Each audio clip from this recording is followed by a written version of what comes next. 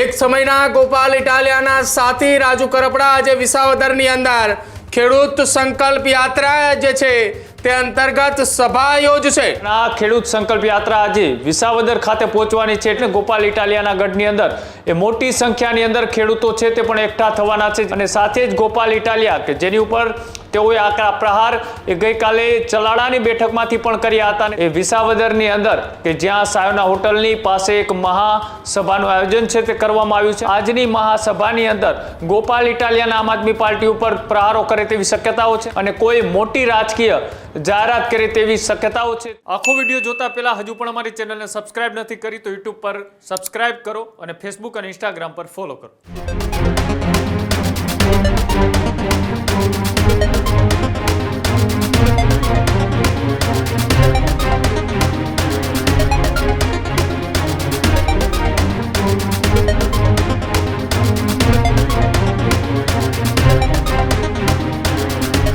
વિસાવદરની અંદર આજે ખેડૂત નેતા રાજુ કરપડાએ સભા ગજવશે।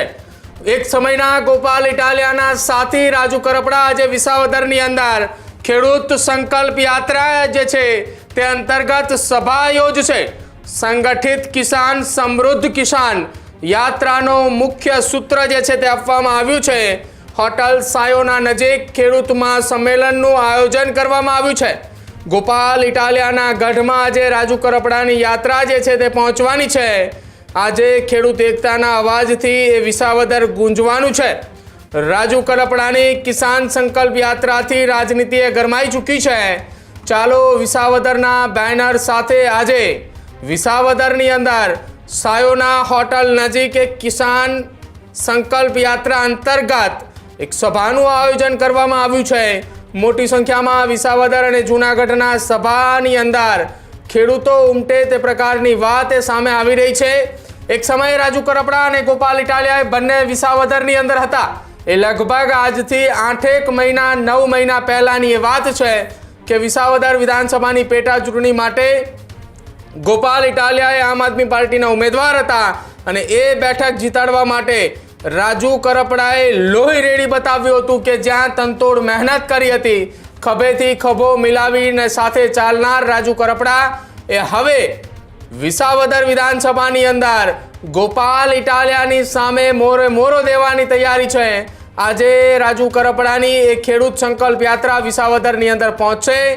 ગતરોજ રાજુ કરપડાની એ સૌથી મોટી ટ્રેક્ટર રેલી યોજાઈ હતી અને આજે એ જ ખેડૂતોની યાત્રા જે છે તે વિસાવદર ખાતે પહોંચશે। વિસાવદરની અંદર ખેડૂત સંકલ્પ યાત્રા પહોંચતાની સાથે જ સાયોના હોટલ નજીક સભાનું આયોજન કરાયું છે। સંગઠિત ખેડૂત અને સમૃદ્ધ ખેડૂતના નારા સાથેની આ સભાનું આયોજન કરાયું છે। કૃણાલ મારી સાથે જોડાયા છે। કૃણાલ, વિસાવદરની અંદર આજે રાજુ કરપડાની ખેડૂત જે સંકલ્પ યાત્રા છે તે અંતર્ગત સભાનું આયોજન। એક સમયે વિસાવદર જીતાડવા માટે રાજુ કરપડાએ મહેનત કરી। આજે એ જ ગોપાલ ઇટાલિયાના ગઢની અંદર મોરો દેવાની તૈયારી। જે રીતના આમ આદમી પાર્ટીમાંથી રાજીનામું આપ્યા બાદ રાજુ કરપડાએ છેલ્લા કેટલાક દિવસોથી ખેડૂતોની વચ્ચે જે બેઠકો કરતા હતા ને ત્યારબાદ રાજુ કરપડાએ એ તુલસીશ્યામ ખાતેથી જે ખેડૂત સંકલ્પ યાત્રાની શરૂઆત કરી છે અને આ ખેડૂત સંકલ્પ યાત્રા આજે વિસાવદર ખાતે પહોંચવાની છે એટલે કે ગોપાલ ઇટાલિયાના ગઢમાં પહોંચવાની છે। જે રાજુ કરપડા એ ગોપાલ ઇટાલિયાને જીતાડવા માટે દમખમથી વિસાવદરમાં મહેનત કરી હતી। હવે એ જ વિસાવદરની અંદર ખેડૂતોના મુદ્દે રાજુ કરપડા આજે વિસાવદરની અંદર એક સભા ગજવવાના છે અને ગોપાલ ઇટાલિયાના ગઢની અંદર એ મોટી સંખ્યાની અંદર ખેડૂતો છે તે પણ એકઠા થવાના છે। જે રીતના એ રાજુ કરપડા એક મોટા કાફલા સાથે એ ખેડૂત સંકલ્પ યાત્રા લઈને નીકળ્યા છે અને ત્યારે તેઓ કઈ રાજકીય પાર્ટીઓમાં જશે તેને લઈ હજી પણ અટકળો છે તે ચાલી રહી છે અને તેની વચ્ચે એ આમ આદમી પાર્ટીના જે વિસ્તારોની અંદર તેઓએ મજબૂત કરવાનું કામ કર્યું હતું આમ આદમી પાર્ટીને વિસ્તારની અંદર તેઓ હવે આમ આદમી પાર્ટીમાંથી રાજીનામું આપ્યા બાદ તેઓ એ વિસ્તારની અંદર જઈ રહ્યા છે અને સાથે જ ગોપાલ ઇટાલિયા કે જેની ઉપર તેઓએ આકરા પ્રહાર એ ગઈકાલે ચલાડાની બેઠકમાંથી પણ કર્યા હતા અને ત્યારબાદ હવે જ્યારે ગોપાલ ઇટાલિયાના ગઢમાં સભા થવા જઈ રહી છે ત્યારે સૌ કોઈની નજર એ રાજુ કરપડાના નિવેદન અને સંબોધન પર છે કે શું રાજુ કરપડા અહીંયાથી કોઈ મોટી રાજકીય જાહેરાત કરશે કે કેમ।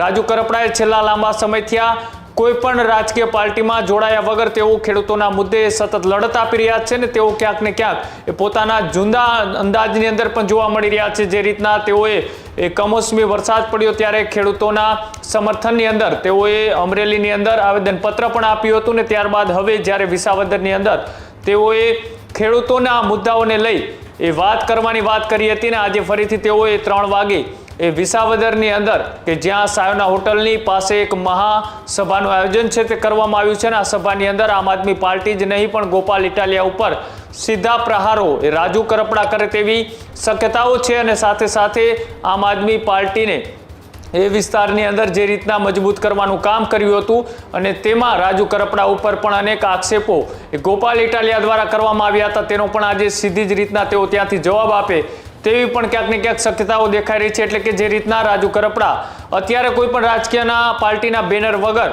એ વિસાવદરની અંદર જઈ રહ્યા છે એટલે કે સૌ કોઈની નજર એટલા માટે તેના ઉપર છે કેમ કે અનેક વખત રાજુ કરપડા આમ આદમી પાર્ટીના બેનર સાથે વિસાવદરની અંદર સભા ગજાવી ચૂક્યા છે પણ હવે પહેલી વખત તેઓ કોઈ પણ રાજકીય પાર્ટીના બેનર ઉપર સીધી જ પોતાની તાકાત છે તે દર્શાવવા જઈ રહ્યા છે, પોતાની તાકાતનું શક્તિ પ્રદર્શન કરવા જઈ રહ્યા છે ને તેના જ કારણે વિસાવદરની અંદર આમ આદમી પાર્ટીમાં અત્યારે ક્યાંક ને ક્યાંક એ ચિંતાનો વિષય જોવા મળી રહ્યો છે કે જે વિસાવદર કે જ્યાં આમ આદમી પાર્ટીને જીતાડવા માટે દમખમથી મહેનત કરી હતી એ જ નેતા હવે આમ આદમી પાર્ટીની વિરુદ્ધમાં આજે તીખા પ્રહારો કરશે.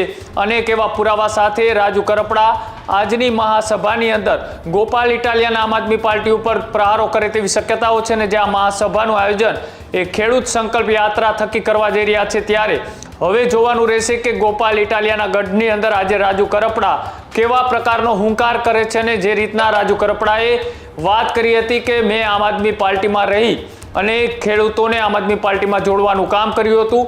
ખેડૂતો એ રાજુ કરપડાની તાકાતથી ભેગા થતા હતા પણ હવે જોવાનું રહેશે કે રાજુ કરપડા હવે કોઈ પણ રાજકીય પાર્ટીના બેનર વખત જે ગોપાલ ઇટાલિયાના ગઢની અંદર સભા કરવા જઈ રહ્યા છે ત્યારે કેટલી મોટી સંખ્યાની અંદર ખેડૂતો આ સભાની અંદર ઉપસ્થિત રહે છે ને ખાસ સાથે જ આમ આદમી પાર્ટીની જે વાત કરતા હતા કે આમ આદમી પાર્ટી ખેડૂતો અને સાથે સાથે ત્યાંના સ્થાનિક લોકોના મુદ્દાઓ આ તમામ વાતે રાજુ કરપડા ત્યાંથી મૂકવાના છે અને સાથે જ તેઓએ જ્યારે આમ આદમી પાર્ટી છોડી ત્યારે પણ તેઓએ કહ્યું હતું કે હું હંમેશા ખેડૂતોના હિતમાં બોલતો રહ્યો છું, ચાહે પાર્ટી કોઈ પણ હોય અને ખેડૂતોના મુદ્દાથી જ હું એક ખેડૂત નેતા તરીકે આગળ વધતો ગયો અને જે મેં 8 વર્ષ સુધી આમ આદમી પાર્ટીમાં કામ કર્યું અને પાર્ટી છોડ્યાની ગણતરીની મિનિટોમાં જ જે આમ આદમી પાર્ટીએ કીચડ ઉછાળવાનું કામ કર્યું હતું તેનો પણ આજે રાજુ કરપડા સીધી રીતે વિસાવદર એટલે કે ગોપાલ ઇટાલિયાના ગઢમાંથી જવાબ આપે અને કોઈ મોટી રાજકીય જાહેરાત કરે તેવી શક્યતાઓ છે તે અત્યારે હાલ દેખાઈ રહી છે.